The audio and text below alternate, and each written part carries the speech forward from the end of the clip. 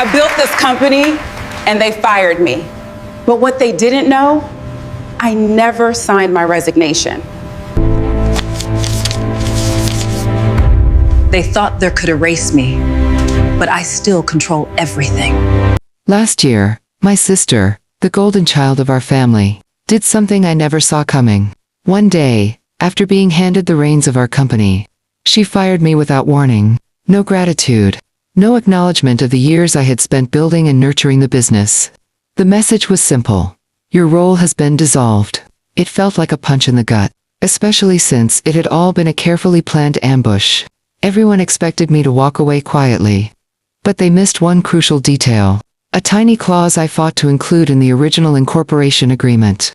A clause I had personally fought for more than a decade ago. And now that clause is costing them everything. The irony. They still haven't realized that. I'm the one who set this chain of events in motion. But let me back up. It all started like any other Thursday morning. I was 38. Heading into the firm's headquarters in Chicago's West Loop. My heels clicked against the polished concrete floors. And I felt strangely calm. I had expected a routine quarterly strategy meeting. Nothing flashy. I greeted the front desk, passed through security, and entered the glass-walled conference room. The moment I stepped inside, I froze. Gold and ivory balloons had been arranged into an arch. Lilies, my mother's signature flower, lined the table. Cupcakes and champagne stood near the wall. And a banner hung proudly celebrating new leadership. My stomach dropped. I could feel the weight of everything shifting. Around the table sat my parents, our CFO, the legal counsel, and board members. Some of them smiled at me, while others avoided my gaze. And then I saw her. Ela, my older sister, stood at the front. Her hair slicked back, her cream-colored blazer tailored like armor. She wore a smirk that looked like she'd just won an Oscar. "Mira," my mother said, too brightly, "so glad you could make it." I stared at her in stunned silence. "I scheduled this meeting," I replied, barely managing to keep my voice steady. Then my father stood up. "Today marks a new chapter," he announced. "We're proud to announce Ila as CEO, effective immediately." The room erupted in applause, but I couldn't join them. I stood there frozen, somewhere between humiliation and disbelief. No one had bothered to tell me. Not a whisper, not even a forwarded calendar invite. Ila, across the room, was basking in the glow of the celebration, soaking up the spotlight like it was always meant for her. I didn't clap. I couldn't. My hands remained at my sides as I locked eyes with her, searching for any sign of remorse, but there was nothing. She didn't even look my way. Ela turned to the board and began speaking, her words smooth and rehearsed. "I believe it's time to streamline leadership and reposition the firm for long-term innovation." I didn't even hear the rest. My ears were buzzing. Alicia, our HR director, approached me quietly with a folder in hand. I didn't need to look at it to know what it contained. My name was typed across the top, followed by the word termination, stamped like a wound on my soul. My breath caught in my throat. I glanced at my parents. They couldn't meet my eyes. Isla walked toward me, her heels clicking on the floor like punctuation to this horrible moment. She leaned in close and whispered, "It's not personal. Mira, you've just outgrown your role." Outgrown. I had built this company from the ground up.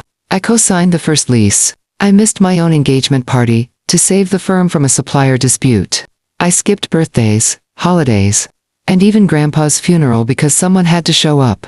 And that someone had always been me. Now, suddenly, I was told I had outgrown it. I took the folder, barely glancing at the severance paperwork inside, and walked out as the applause continued. The hallway stretched out before me, endless. My heels echoed too loudly. The silence, too sharp. I caught a glimpse of Isla near the elevator. "You couldn't even tell me privately?" I asked, my voice calm but cutting. She didn't flinch. "This is business, Mira," she said coldly. "You always made it personal." When I swiped my badge to enter my office, the light turned red. Access denied. A young assistant, one I had mentored, passed by carrying a box in her arms. My box, packed my framed photo with Mom from our first product launch, my Boss Lady in Progress mug, my walnut pen, the one Dad gave me when we signed the incorporation papers. It was all gone. It was as though they'd planned this all along. I stepped outside and the harsh sunlight hit me. I sat in my car, gripping the steering wheel. I didn't cry. At least not then. Chicago's traffic blurred past the windows, and I was home before noon. The kitchen was eerily quiet. The coffee machine blinked. 11:12 a.m. the same day. A new reality. I unpacked the box slowly. My fingers lingered over the walnut pen, engraved with ML for Mira Langston. You're the future, Dad had said to me once. I sat at the table, clutching it, and then the tears came. Quick and sharp, just as private as the pain I'd been hiding. Then my phone buzzed with a notification. Langston Group names, first female CEO. A legacy continues. Legacy. I was that legacy. I reached into the box for a tissue, my hand brushing against something hidden under the cardboard flap. It was an envelope, plain, but with my name written in neat, tidy script. I hadn't seen it before. I opened it with trembling fingers. Inside was thick, embossed paper, bearing our law firm's letterhead. It wasn't severance paperwork.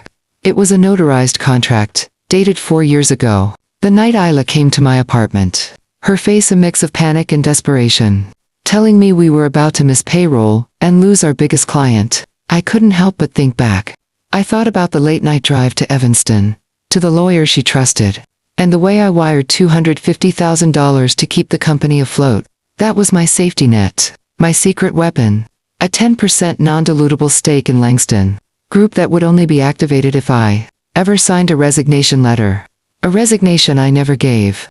I remember smiling through my tears that night.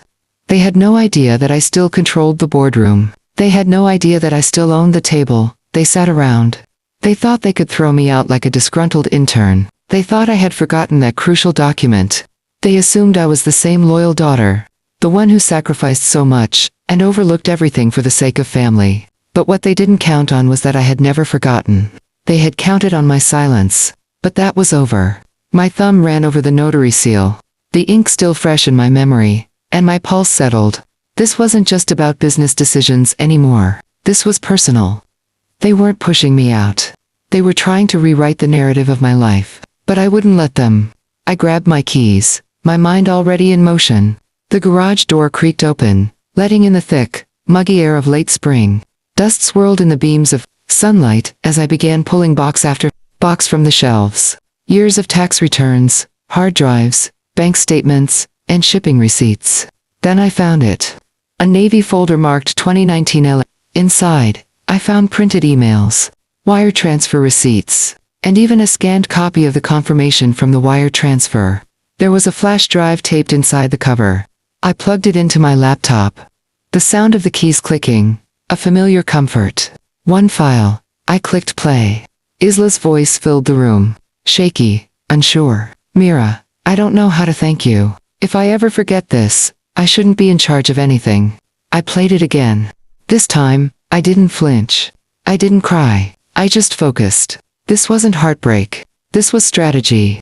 I grabbed the contract, the file, and my laptop, packing everything into a leather tote my dad had given me when we closed our first big deal together. Then I left. I wasn't about to sit in my kitchen, stewing in betrayal. I needed a neutral space, somewhere to think, to recalibrate. I drove to a quiet cafe nestled between a bookstore and a real estate office. I ordered green tea and took a booth at the back. Setting up my laptop, I began gathering every piece of evidence I had ever left behind. Marketing decks I had edited, payroll reports I'd personally approved, investment memos with my notes, screenshots, folder structures, audio backups. The more I gathered, the more I realized this wasn't about mourning anymore. It was about building a case. They thought I would fold. They thought I was still the version of Mira who apologized for being too much, for taking up space. But I was done apologizing. Then my inbox pinged. The subject line read, "I don't agree with what they did to you. We should talk." Clark Moreno, our longtime accountant. Quiet, meticulous, and invisible in the boardroom. But he saw everything. I didn't hesitate. I replied. An hour later, I was walking down a quiet stretch of Lincoln Avenue, dusk settling over the streets like dust. Clark's building was old, wedged between a fitness studio and a dry cleaner, frozen in time. He opened the door after 2 knocks. His posture slouched, his soft eyes tired, like he carried the weight of secrets. "I'm glad you came," he said, leading me inside. The living room smelled faintly of burnt coffee and laundry detergent. He gestured to a table stacked with USB drives and folders. They told me to delete everything, he said. Board minutes, your voting rights, ownership records. My stomach twisted. They wanted me to erase you, he continued. I stayed quiet, letting his words sink in. Then he opened his laptop and clicked a folder labeled Not Forgotten.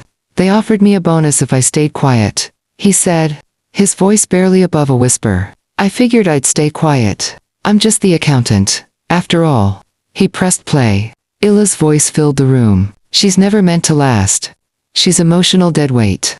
I didn't blink, though I felt the heat rise in my chest. The next recording was my mother. We need someone more polished, presentable, reliable, not someone who disappears. It hit me like a punch to the gut. I wasn't just absent. I had been taking care of Blake, my partner, who had been fighting stage 2 lymphoma. I had kept the books running remotely, answering emails during his chemo sessions. And they knew it. I didn't cry. Not because I didn't feel the sting of betrayal, but because I knew exactly what I had to do next. The time for trust had passed. I looked at Clark, my voice steady. Did they all sign off on this? He nodded. Your dad hesitated, but Isla and your mom pushed hard. He didn't resist for long. I stood up, pacing, each step deliberate, my mind sharpening with every movement. And the originals? I asked. Clark nodded again. I kept everything. Guilt, I guess. Fear. I shook my head. I'm not here to punish you, Clark. I'm here to fix what they buried. He handed me the USB drives.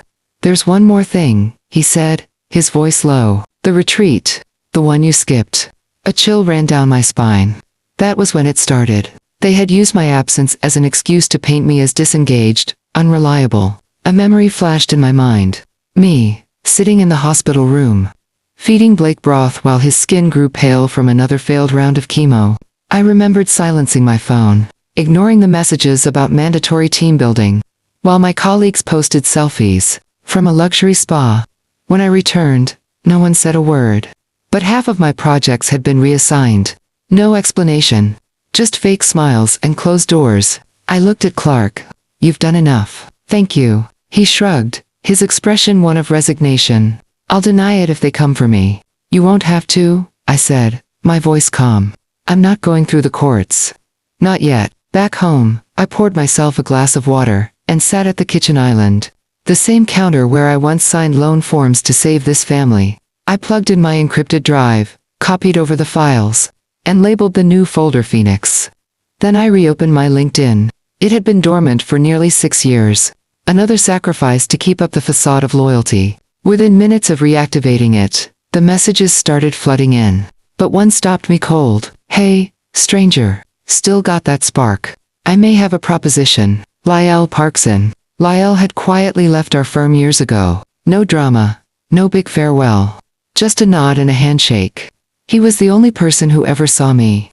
Not the younger daughter. Not the placeholder, but me. His message continued. I always knew who actually brokered those vendor deals. Let's build something that's yours this time. Name on the door. Full partner. Come talk. 2 days later, I found myself standing in front of a sleek glass building in River North. Its mirrored windows reflected the morning light. The lobby, smelling of cedar, citrus, and espresso. Not the stale legacy I left behind.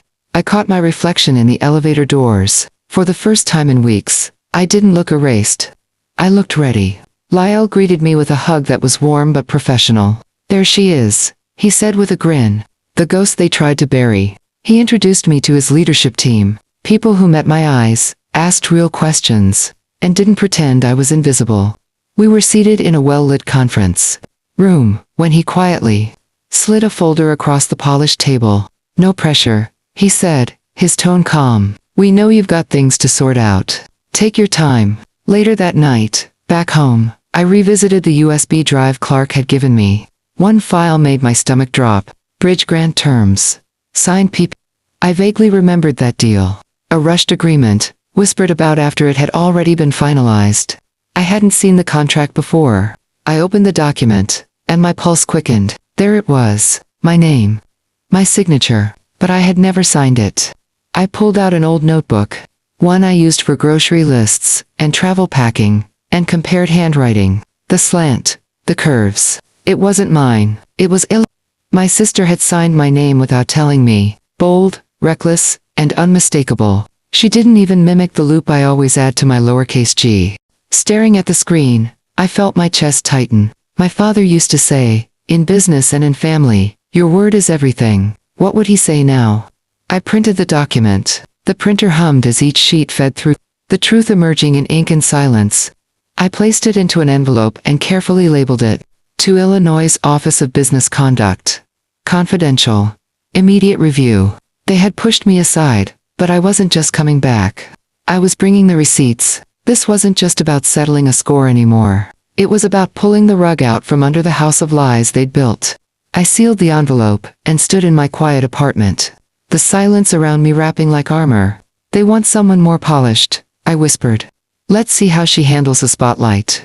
I sat at my desk, opened LinkedIn, and hit reactivate. The notifications came quickly. Recruiters, old colleagues, forgotten connections. But one stood out. Lyle Parkson. No professional language this time. Just, hey, stranger. Still got that fire. Let's talk. A few hours later, I was at the Cook County Clerk's office. A woman behind plexiglass slid a notarized revocation document toward me. All set, she said, tapping the embossed seal. Effective immediately. I tucked the papers into my leather folio. As I turned to leave, she asked, you sure this won't stir anything up? I didn't even glance back. Oh, I said, I'm counting on it. Outside, the gray haze over Chicago had lifted. Sunlight gleamed off windows and puddles. But something in me had shifted. Quiet, steady, unshakable. Back home, I made a strong black coffee and opened my laptop. I clicked through old folders until I found one. Mom phone synced to 2019. Expecting random backups. I stumbled on a 2-minute voice recording. It had auto-synced years ago, when I helped Mom set up a new phone. The timestamp, 3 days before the vote, that forced me out. I hit play. Illa's voice came through, loud and clear. Mira's smart, sure, but she's too loyal to push back. That's why I'll win. Mom and Dad know it. She still believes loyalty matters. The silence that followed hit harder than her words. Not anger, not yet. Just a slow, quiet grief. I hovered over the delete button, then stopped. Instead, I saved the file, dragged it into a new folder, and labeled it, Contingency, Exposure. Then I made another cup of coffee. My hands weren't shaking anymore. I logged into the family trust portal. Access they'd forgotten to revoke. The revocation of power of attorney was uploaded, stamped, active. With a single click, Illa's authority was gone. The satisfaction I felt wasn't revenge, it was clarity. That evening, I put on the charcoal blazer I hadn't touched in over a year. In my bag, my laptop, a USB, the revocation, and that voice recording, now on a labeled disc, in red marker. Before zipping the bag, I sent an email to myself. Subject, only if she forgets. Attachment, Isla voicemail, MP3. Then I passed by the hallway mirror. I didn't look erased anymore. I looked like someone who remembered who she was. An hour later, I stepped out of my car at the charity gala Isla had organized like a royal affair. Her name was on everything. The banners, the programs, the donor wall. Langston Legacy, a night of impact. The valet did a double take. I wasn't on the guest list. Didn't matter. Inside, chandeliers sparkled. Guests in designer gowns and sharp tuxedos, clinked glasses. Smiling too wide, speaking too softly. I moved through the crowd, unnoticed at first. Then heads turned. A few double takes, hollow smiles. But Isla, she froze. Just for a second. Then she slipped into character, smooth and composed. The perfect hostess. She took the mic, eyes skimming the room, then pausing on me. We built Langston and Vale on legacy, on trust, on knowing when to lead and when to step back. Her gaze sharpened. Some of us learned that better than others. Laughter trickled politely through the room. I raised my glass. Our eyes locked. I didn't smile kindly. I smiled the kind of smile that made people uneasy. The kind that said, you missed something. I didn't stay long. As I passed the coat check, I walked right past her. Her smile faltered. She said nothing, but I could feel it. The panic building behind her calm, behind the curtain. Her voice rose. What do you mean? Access denied. That account's under my name. A pause. What do you mean it's been revoked? Who authorized this? Moments later, she stormed out of the ballroom, heels striking fast and loud. A board member intercepted her gently. It's been filed. Effective this morning. We were notified. I didn't wait to see the rest. I knew exactly how the collapse would sound. Outside, the air was cool, the sky clear. I took my time walking to the car, but I wasn't shocked when I heard her behind me. You think this is over? Isla snapped. You just made the biggest mistake of your life. I turned, calm. Then I guess we both have something to regret. You can't beat me, she hissed. I was chosen. You were a placeholder. She stepped forward, anger burning in her voice. I stepped aside. Have a pleasant evening, Isla. Back home, everything was still. I changed, poured a glass of water. Then I saw the front door, scratched, like someone had tried to break in. My mailbox was dented. Security footage showed a figure by my car. No face, no license plate, nothing stolen, just enough to unsettle. Upstairs, I sat in the dark. Let the silence hold me. Then I played the voicemail again. She won't fight. She never does. That's why I win. I let it play a second time, then a third. Finally, I whispered, let's change that. 2 days later, I parked a block from the Westridge Community Center. Isla's Mercedes was already out front. I checked my bag. The envelope was there, notarized. Final. I entered quietly. Her voice echoed through the hall. As acting trustee, I've streamlined phase 1 of the Langston Riverfront project. I walked calmly to the front and handed the envelope to the board chair. Whispers spread as he opened it. Isla turned, caught off guard. She plastered on a smile. Well, look who finally decided to show up. I said nothing, took a seat in the back. The chair scanned the document, passed it down. He cleared his throat. Before we proceed, this revocation impacts the standing of certain decisions. We'll pause for legal review. Isla's smile slipped. This is just theatrics, she said, too loudly. It's not official. But her pitch had climbed. And just like that, the room no longer belonged to her. It's notarized, the chairman said calmly. We'll wait for counsel. For the first time in a long time, Isla blinked. She looked around, but there was no backup left. I didn't wait to hear the whispers. I left before they could gather breath. Still, as I passed through the lobby, I caught a sharp murmur. I thought she was gone for good. I didn't flinch, just kept walking. That night, I met Trina at a quiet little cafe on the north side. String lights above, soft acoustic guitar in the air. She was already there, nestled in a corner booth, coffee steaming in one hand and her tablet glowing in the other. You're subtle, she said with a smile, but precise. Surgical, I replied. Surgical leaves a scar. She tapped the screen gently. Everything's ready. The transfers, the board minutes, even the signature you never gave. If you go public, it's going to shake foundations. I stared into my coffee. I haven't decided yet. Trina met my eyes. You helped me when no one else would. I won't push, but I'll be ready when you are. I nodded slowly. People love a comeback, but they love the fire even more. On the drive home, Fleetwood Mac's Landslide played, Mom's favorite. I could almost hear her voice, soft and worn. Let her shine, Mira. It's her turn. It was never a turn. I whispered back. It was a sentence. Back home, I opened a drawer I hadn't touched in years. Inside, wrapped in fading floral cloth, was the original ledger. The one Isla had always claimed was lost. I never corrected her. I picked up my phone, dialed Trina. I'm ready. That night, I combed through every scribbled receipt, every note in my handwriting. Proof that I was always there, behind the scenes.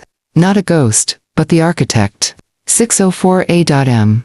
Trina's text lit up my screen. It's live. The article dropped like a stone into still water. The Silent Founder. What really happened at Langston and Vale. It wasn't just a story. It was a reckoning. Evidence-backed, crystal clear. Founding documents with my name beside Isla's glamour shots. Internal emails, charts, receipts. By midday, my inbox was buzzing. Darius, a former intern. I always knew something didn't add up. Alina, one of our first clients. You were always the quiet one. But I saw you. If you build again, I'm in. Then came the message I didn't expect. From McClure, at Everlane Capital. Mira, Let's talk next steps. I was pouring coffee when the phone rang. I didn't need to check who it was. You vindictive witch. Ela screamed. You think they'll see you as a victim? You're pathetic. I built this. I said nothing. Just tapped end. By afternoon, her legal team fired off a cease and desist. Accused me of defamation. They attached documents to prove Ila's exclusive leadership. But one file stopped me cold. A 2019 grant proposal. Her prized evidence, on page 6, a forged ledger. The same one she used to erase me. The one she swore I signed. Only now, she submitted it in an official legal filing. She had no idea. I still had the original. That evening, I met with Mr. Long, my attorney. In a cramped office, above a florist on Belmont. He thumbed through the papers, then looked at me over his glasses. You just handed us the whole case, he said. I nodded. She thought she was untouchable. He smiled, sharp and certain. Not anymore. For the first time in years, I didn't feel erased. I felt real. The next day, Trina's expos hit national syndication. Not front page, but loud enough to shake the trees. And shake them it did. Later, I drove past the old business park where it all began. Most offices were dark, but one suite glowed. My old one. Now rented by an architect, who respected what Langston and Vale once stood for. He let me in. The desk was gone, but Dad's old pine chair still sat in the corner, smooth from years of use, ML carved into the backslat. I rested my hand on it. For so long, I felt like a visitor in a legacy I helped build, but not anymore. Tonight, I wasn't a placeholder. I was the author. That night, I didn't sleep. Not from fear. From readiness. 2 weeks later, I stood outside the courtroom. Shoulders back. Steady breath. Inside, Ila sat like a queen at court. Composed, aloof. Her lawyer flipping through files. Too late. The judge's voice rang clear. We've reviewed the plaintiff's documents. There are inconsistencies between Miss Langston's version and the original ledger. He looked straight at her. Submitting forged documents is not an oversight. It's a criminal offense. No gasp. Just silence. Ila didn't flinch. Her lawyer leaned in, frantic. She didn't move. The judge continued. This matter will be referred for criminal review under Penal Code 115. Financial restitution will be awarded to the defendant. It was over. Outside, cameras clicked. Reporters shouted. I didn't say a word. I walked past them, calm chin high. The truth had already spoken. That afternoon, I met Trina near her office. We sat by the window, ceramic mugs in hand. Do you regret any of it? She asked. I thought about the long nights, the missed holidays, the press releases that conveniently left my name out. I thought about pretending not to care just to keep the peace. No, I said. I don't regret the trial, or Ila. I regret thinking. I needed their permission to matter. Trina didn't say anything, just nodded slowly. That evening, I returned to the studio. A co-working space I helped build with 2 other women. One forced out by her husband. The other told she didn't look global enough. No marble floors, no suits. Just warm light, real plants, and purpose. My corner was simple. A corkboard, a laptop, and a window facing east. Dad's chair, polished, and waiting. I'd fastened a plaque to the back. To the one who stayed silent, then spoke the loudest. I didn't cry. Just sat. Let it settle. This wasn't revenge. This was reclamation.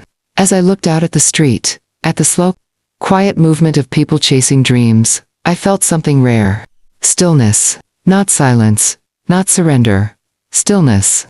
That night, I emailed Trina. If they reach out again, tell them I've said everything I needed to. Then I recorded a voice note. Something to return to if I ever forget. Sometimes justice doesn't roar. It arrives softly.